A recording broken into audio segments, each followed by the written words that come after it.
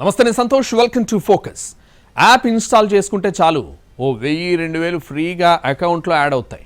వాటితో ఆడుకోండి, సంపాదించుకోండి అని బంపర్ ఆఫర్ ఇస్తారు. ఎలాగో ఫ్రీగా వచ్చిన డబ్బులు కదా అని ఓ గేమ్ ఆడతారు. 100 పెడితే 1000 వస్తాయి, 1000 పెడితే 5000 వస్తాయి. ఇక ఆఫ్లైనే కాదు, ఆన్లైన్లోనే తాను తోపు తురుంకానని లక్షలు పెడతారు. అప్పుడే ఎంటర్ అవుతుంది అల్గారిథం మాయ. వచ్చినట్టే వచ్చి చేతికి అందినట్టే అంది వేలకు వేలు, లక్షలు పోతుంటాయి.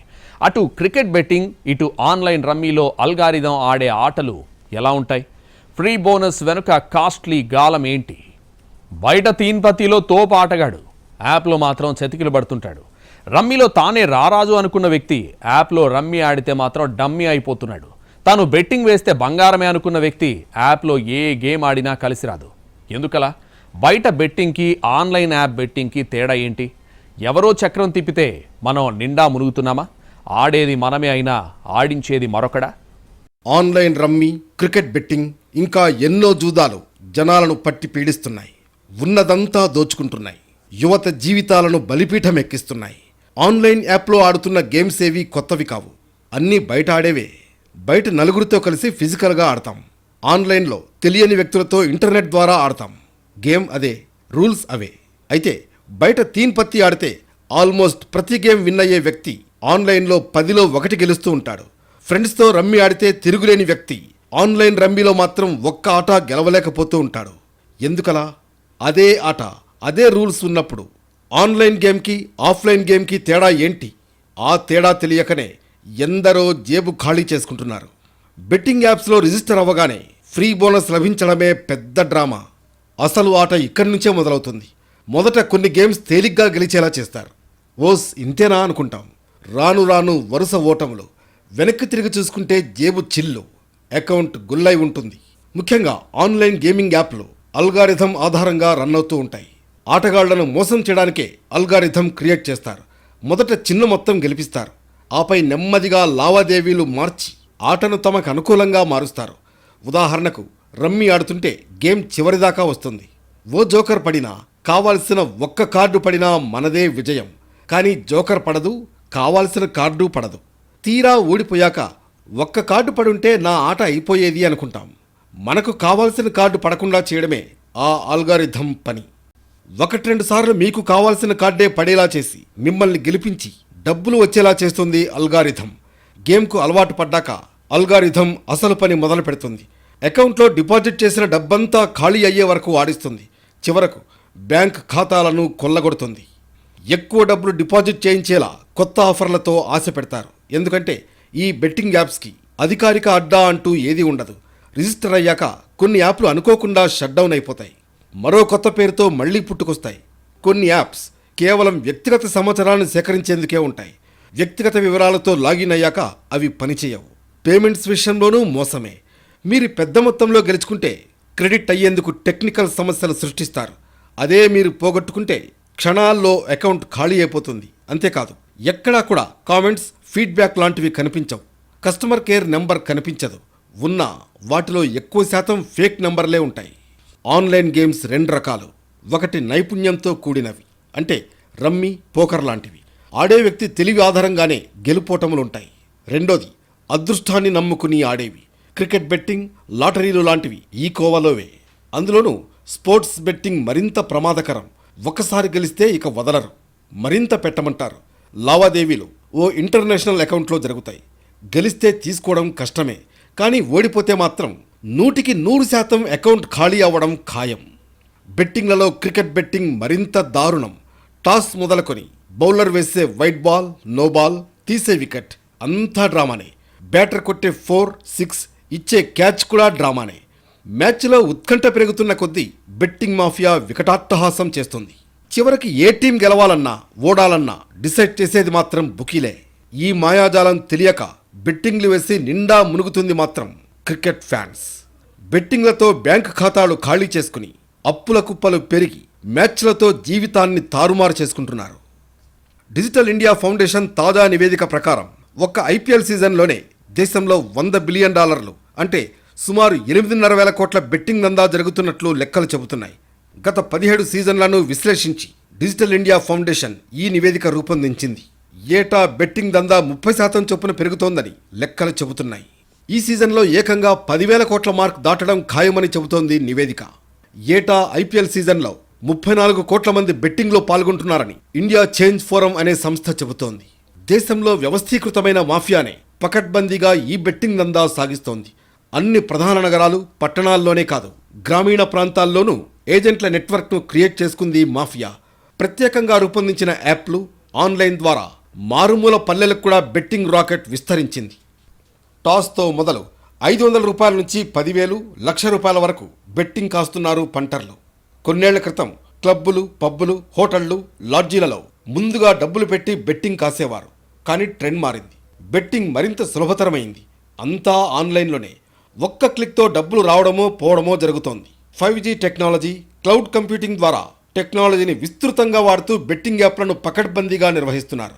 స్పోర్ట్స్ రాడార్, బెట్ 365 వంటివి మ్యాచ్ల రియల్ టైం డేటా ఫీడ్ను సెకండ్లో 1000వ వంతు అంటే మిల్లీ సెకండ్ టైంలోనే అప్డేట్ చేస్తున్నాయి. ఆర్టిఫిషియల్ ఇంటెలిజెన్స్, మెషిన్ లెర్నింగ్ టూల్స్తో కూడా బెట్టింగ్ను నిర్వహిస్తున్నారని అర్థమవుతోంది. బెట్టింగ్ దందా టర్నోవర్కు తగ్గట్లే దేశంలో బెట్టింగ్ యాప్లు పుట్టగొడుగుల్లా పుట్టుకొస్తున్నాయి. సోషల్ మీడియా విస్తృతి పెరిగాక బెట్టింగ్ మాఫియా దందాకు అడ్డే లేదు. ఫేస్బుక్, ఇన్స్టాగ్రామ్, టెలిగ్రామ్లలో బెట్టింగ్ యాప్ల ప్రకటనలు ముంచెత్తుతున్నాయి. మెగాపరి, మోస్ట్ వెల్, పరిసేస, Parimatch, BC.game, 22 bets, 10CCRIC, Melbet, మేడ్బెట్, 1xbet, Raja bets, stake.com, Dafabet ఇలా ఎన్నో యాప్ల ప్రకటనలు వరదలా వచ్చి పడుతున్నాయి. క్రికెట్ బెట్టింగ్లో ప్రభుత్వ ఉద్యోగులు, డాక్టర్లు, సాఫ్ట్వేర్ ఇంజనీర్లు, వ్యాపారుల నుంచి మెకానిక్లు, హోటళ్లలో పనిచేసే యువకులు, చిన్న చిన్న పనులు చేసుకునేవారు, చివరకు కనీస సంపాదన లేని విద్యార్థులు కూడా బాధితులే. చేతిలోని డబ్బే కాదు, అప్పులు చేసి ఆస్తులు అమ్ముకుని మరీ బజారున పడుతున్నారు. బెట్టింగ్ కోసం కాల్మనీ రాకెట్ నుంచి అధిక వడ్డీలకు అప్పులు చేసి తీర్చలేక తీవ్ర అవమానం, ఇబ్బందులు పడుతున్న వారు భారీగానే ఉన్నారు. డ్రగ్స్, గంజాయి కంటే ప్రమాదకరంగా మారింది బెట్టింగ్. మత్తు పదార్థాలకు బానిసైన వాడినైనా రిహాబిలిటేషన్ ద్వారా బయటపడేలా చేయొచ్చేమో కానీ బెట్టింగ్ యాప్స్కి బానిసైన వాడు చివరాఖరకు బలవాల్సిందే తప్ప బాగుపడింది లేదు. వేలు, లక్షలు కాదు, కోట్లు పోగొట్టుకున్న వాళ్ళు ఉన్నారు. అప్పుల పాలై ప్రాణాలు తీసుకున్న వాళ్ళు ఉన్నారు. ఈ బెట్టింగ్ యాప్స్ను అరికట్టలేమా? అసలు ఈ బెట్టింగ్ యాప్స్ నిర్వాహకులకు ఏ దేశాలు కేర్ ఆఫ్గా మారాయి? ఆన్లైన్ బెట్టింగ్ కంపెనీలది ప్రపంచమంతా పాకేసిన ఒక మాఫియా. మొదట అన్ని ఆన్లైన్ కంపెనీల్లాగే ఒక డొమైన్ను కొంటారు. వెబ్సైట్ను, యాప్ను డెవలప్ చేయించడానికి బాగానే పెట్టుబడి పెడతారు. జైపూర్, ఢిల్లీ, నోయిడా నుంచే కాదు, అవసరమైతే విదేశాల్లోని మంచి డెవలపర్స్ను పట్టుకుని గేమ్ డిజైనింగ్ నుంచి పేమెంట్ గేట్వే దాకా అన్ని వసతుల్ని యాప్లో చక్కగా తయారు చేస్తారు. ఆ తర్వాత మార్కెటింగ్ వ్యవస్థతో జనాల్లోకి తీసుకువెళ్తారు. అందుకు సోషల్ మీడియా ఇన్ఫ్లుయెన్సర్లకు అడిగిన దానికంటే ఎక్కువ చెల్లించి యాప్స్ను ప్రమోట్ చేస్తారు. అలాగే యూజర్లతో టచ్లో ఉండేందుకు 24 గంటలు పనిచేసే కాల్ సెంటర్లు కూడా నడుపుతారు. ఇలా అత్యంత గోప్యంగా సాగే చీకటి సామ్రాజ్యంలా ఉంటుంది బెట్టింగ్ యాప్స్ బాగోతం. బెట్టింగ్ యాప్స్ ప్రమోషన్స్ చేస్తూ ఎంతోమంది వ్యక్తుల్ని ఈ ఊబిలోకి దించుతున్న కొందరు తాజాగా సొంతంగా బెట్టింగ్ యాప్ నిర్వహించే స్థాయికి చేరుకున్నారు. ఇప్పటికే చాలా దేశాల్లో బెట్టింగ్ యాప్స్పై నిషేధం ఉంది. కొన్ని దేశాలు మాత్రం బెట్టింగ్ యాప్స్కి స్వర్గధామాలుగా చలామణి అవుతున్నాయి. ఇందులో చైనా కూడా ఒకటి. ఇండియాలో నేరుగా బెట్టింగ్ యాప్స్ నడిపించకపోయినా ఆర్థిక మద్దతు, టెక్నాలజీ సపోర్ట్, డిజిటల్ మార్కెటింగ్ ద్వారా జూద వ్యాపారంలో కీలక పాత్ర పోషిస్తోంది డ్రాగన్ కంట్రీ. వ్యాపారాల మీద, పెట్టుబడుల మీద విపరీతంగా పన్ను మినహాయింపులు ఇచ్చే సైరస్, మాల్టా లాంటి దేశాలు గ్యాంబ్లింగ్ కంపెనీలకు కేర్ ఆఫ్ లాంటివి. అందుకే అధికపక్షం బెట్టింగ్ యాప్స్ అక్కడి నుంచే ఆపరేట్ అవుతున్నాయన్న రిపోర్ట్లు ఉన్నాయి. మరి ఆ రేంజ్లో విస్తరించి ఉన్న ఈ బెట్టింగ్ మాఫియాను కట్టడి చేయడం అందుకే పోలీసులకు బిగ్ టాస్క్గా మారింది. ఏ దేశంలోనైనా, ఏ రాష్ట్రంలోనైనా నిషేధం ఉన్నా మీరు ఈ యాప్ వాడొచ్చు. కానీ మీరు ఫేక్ GPS యాప్ ఇన్స్టాల్ చేసుకుని లొకేషన్ మార్చుకోవాలి అని సూచిస్తారు మనీ గేమింగ్ యాప్ నిర్వాహకులు. లేకపోతే వర్చువల్ ప్రైవేట్ నెట్వర్క్ ప్రీమియం సేవల్ని వాడాలని, అందుకు 500 ఖర్చవుతుందని సలహా ఇస్తారు. ఈ చర్యలతో బెట్టింగ్ యాప్లకు అనుమతి ఉన్న రాష్ట్రాలతో పాటు విదేశాల లొకేషన్లు ఎంచుకునే అవకాశం ఉంటుందని, దాన్ని గుర్తించడం సాధ్యం కాదంటున్నారు పోలీసులు. కొందరు సెల్ ఫోన్ ఆపరేటర్లు కూడా బెట్టింగ్ యాప్ల నిర్వాహకులకు పరోక్షంగా సహకరిస్తున్నారని అనుమానిస్తున్నారు పోలీసులు. బెట్టింగ్ యాప్ ఉన్నవారు వైఫైతో ఇంటర్నెట్కు కనెక్ట్ అయితే ఫేక్ GPS యాప్లు పనిచేయవు. ఎగ్జాక్ట్ లొకేషన్ మాత్రమే కనిపిస్తుంది. అందుకే బెట్టింగ్ చేసేవారు మొబైల్ డేటా వాడతారు. నిజానికి సెల్ ఫోన్ ఆపరేటర్లు ఫేక్ GPS, VPNలు కట్టడి చేయొచ్చు. కానీ బెట్టింగ్ ఆడేవారు గంటల కొద్దీ డేటా వాడడంతో ఆపరేటర్లకు కూడా కోట్లలో ఆదాయం వస్తోంది. పేరుకు బెట్టింగ్ యాప్సే అయినా ఇవి యూజర్ల పర్సనల్ డేటాను దొంగిలిస్తున్నాయి. దీని ద్వారా యూజర్ల ఫైనాన్షియల్ విషయాలను గమనించి సైబర్ ఫ్రాడ్కు పాల్పడిన ఘటనలు కూడా ఉన్నాయి. డబ్బులు నష్టపోయిన వారు పోలీసులకు ఫిర్యాదు చేయడానికి భయపడుతున్నారు. బెట్టింగ్లో నష్టపోయామని తెలిస్తే పరువు పోతుందని చాలామంది సైలెంట్గా ఉండిపోతున్నారు. ఇదే ఆ ఇల్లీగల్ బెట్టింగ్ నిర్వాహకులకు కలిసి వస్తోందని పోలీసులు అంటున్నారు. ఒకవేళ పోలీసులకు కంప్లైంట్ ఇచ్చినా ఇతర దేశాల్లో ఉండే ఈ ముఠా సభ్యులను పట్టుకోవడం కష్టంగా మారుతోంది. బెట్టింగ్ వలలో ఎక్కువ మంది చిక్కుకోవడానికి ప్రధాన కారణం కష్టపడకుండానే డబ్బు సంపాదించే వీలు ఉండటమే. చేతిలో స్మార్ట్ ఫోన్ అందుబాటులో ఉండడం, వెబ్సైట్లు, యాప్ల ద్వారా సులభంగా ఆడే సదుపాయం ఉండడంతో ఎక్కువ మంది దీనికి ఆకర్షితులవుతున్నారు. సరదాగా బెట్టింగ్ ఆడడం మొదలుపెట్టి చివరకు వ్యసనపరులుగా మారే వరకు దీని వలలో చిక్కుకుంటున్నారు. పెట్టిన డబ్బుతో పోలిస్తే ఎక్కువ డబ్బు తిరిగి వస్తూ ఉండడం మరో కారణం. 2-3 సార్లు ఇలాగే ఎక్కువ డబ్బు వచ్చినా ఆ తర్వాత ఆశతో మరింత పెట్టి భారీగా నష్టపోతున్నారు. బెట్టింగ్ జీవితాలను నాశనం చేస్తోంది. ఎంతోమంది ఈ ఊబిలోకి దిగి లక్షలాది రూపాయలు నష్టపోతున్నారు. 10వ తరగతి చదువుతున్న విద్యార్థి నుంచి సాఫ్ట్వేర్ ఉద్యోగి వరకు అన్ని వర్గాలు, వయసులకు చెందినవారు ఈ బెట్టింగ్కు అలవాటు పడుతున్నారు. బెట్టింగ్ 2 రకాలుగా కాస్తూ ఉంటారు. బుకీల ద్వారా బెట్టింగ్ వేసేవాళ్ళు ఒక రకం. బుకీ ఎక్కడో ఉంటాడు, అతనితో బెట్టింగ్ ఫోన్ల ద్వారా వేస్తారు. ఒకవేళ బుకీ ఫోన్కు స్పందించకపోయినా అతను పోలీసులకు దొరికినా డబ్బులు రావు. 2వ రకం బెట్టింగ్ యాప్స్. ఇవి అత్యంత ప్రమాదకరమైనవి. ప్రస్తుతం మార్కెట్లో 20కి పైగా బెట్టింగ్ యాప్స్ ప్రచారంలో ఉన్నాయి. వివిధ రకాల ఆఫర్లు, బోనస్ల పేరిట యువతను ఈ యాప్స్ ఆకట్టుకుంటున్నాయి. ఒకసారి ఈ యాప్స్ను వినియోగిస్తే బయటకు రావడం అంత తేలిక కాదు.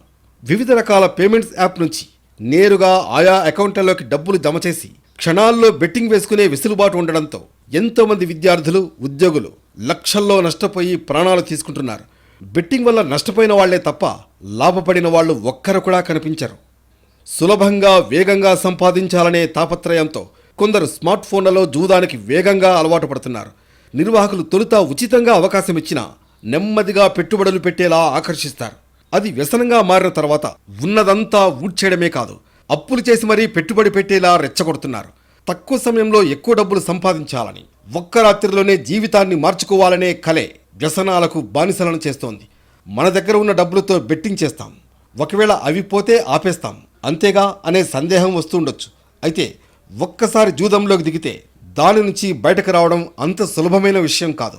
100 రూపాయలు కోల్పోతే 1000 సంపాదిస్తా అన్న కసి పెరుగుతుంది. దీంతో అప్పులు చేయడం మొదలు పెడతారు. ఇందుకోసం లోన్ యాప్స్ను ఆశ్రయిస్తున్నారు. ఎలాంటి డాక్యుమెంటేషన్ లేకుండా క్షణాల్లో అప్పులిచ్చే లోన్ యాప్స్ కూడా అందుబాటులో ఉన్నాయి. అయితే వీటిలో వడ్డీలు ఓ రేంజ్లో ఉంటాయి. తీసుకున్న అప్పు చెల్లించడంలో ఏమాత్రం విఫలమైనా వడ్డీతో కలిపి తీసుకున్న అప్పు 3 రెట్లవుతుంది. అప్పు చేసిన డబ్బులు కూడా బెట్టింగ్ యాప్స్లో పోతాయి. ఇక అసలు కథ ఇప్పుడు స్టార్ట్ అవుతుంది. అప్పిచ్చిన బెట్టింగ్ యాప్ నిర్వాహకులు మీ స్నేహితులకు, బంధువులకు ఫోన్లు చేస్తారు. మీరు అప్పు తీసుకుని ఎగ్గొట్టారంటూ ఫోటోల్ని వైరల్ చేస్తూ ఉంటారు.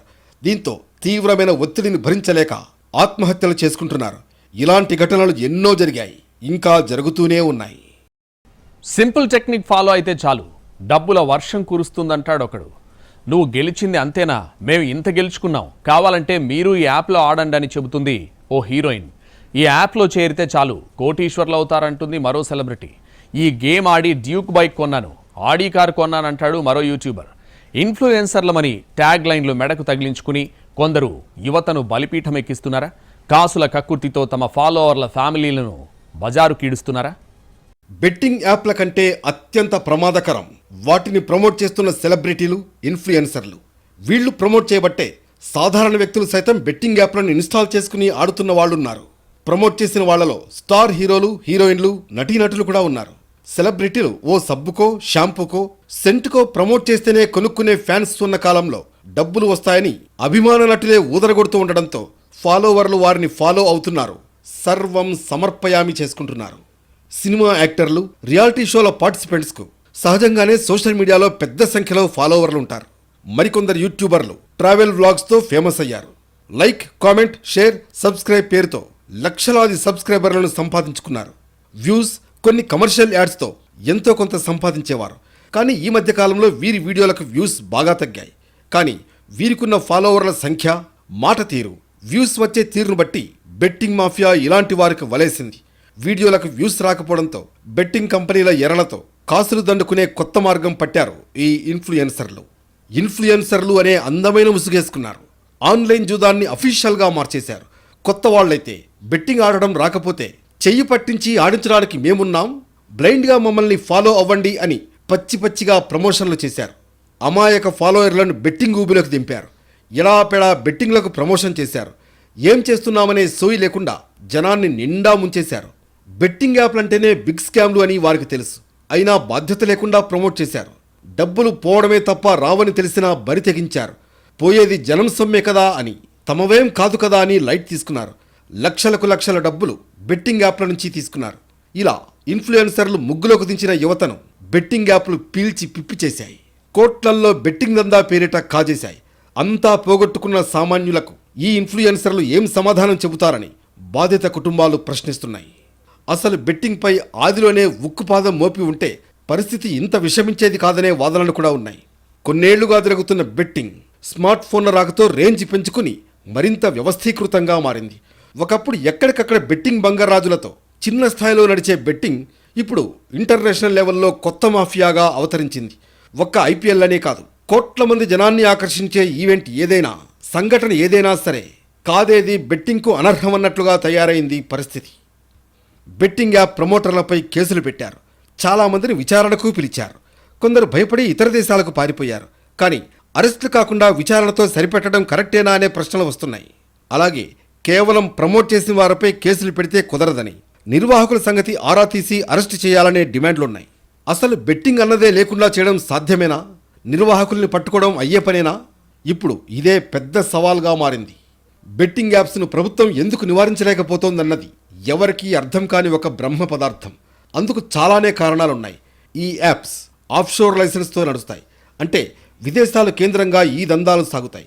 దీనికి తోడు స్మార్ట్ టెక్నాలజీతో VPNలు, క్రిప్టో కరెన్సీ ద్వారా డబ్బును మాయం చేస్తారు. 2023లో 138 బెట్టింగ్ యాప్లను బ్యాన్ చేసింది ప్రభుత్వం. ఎంత చేసినా మన దేశంలో బెట్టింగ్కు సంబంధించిన చట్టాలు ఇప్పటికీ అస్పష్టంగానే ఉన్నాయి. ఎందుకంటే game of skills, game of chance మధ్య స్పష్టమైన వ్యత్యాసం లేదు. ఆన్లైన్ బెట్టింగ్ దెబ్బకు దాదాపు 1000 మంది వరకు యువత ఆత్మహత్యలు చేసుకోవడం కలకలం రేపుతోంది. ఏదో ఒక చోట బెట్టింగ్ భూతానికి ఎవరో ఒకరు బలవుతున్నారు. ఐపీఎల్ రంజుగా సాగుతోండడం, దీనికి తోడు ఆన్లైన్ రమ్మీతో జీవితాలు బజారున పడుతున్నాయి. నానాటికి శృతిమించుతున్న బెట్టింగ్ దందాపై తెలంగాణ సర్కార్ ఫోకస్ పెట్టింది. బెట్టింగ్ కేసులో దర్యాప్తులకు సిట్ ఏర్పాటు చేస్తామని సీఎం రేవంత్ అసెంబ్లీ సాక్షిగా ప్రకటించారు. సిట్ వర్క్ కూడా స్టార్ట్ చేసింది. అటు ఏపీలో కూడా ఆన్లైన్ బెట్టింగ్ నిరోధానికి ప్రత్యేకంగా చట్టం చేస్తామని అక్కడి సర్కార్ ప్రకటించింది.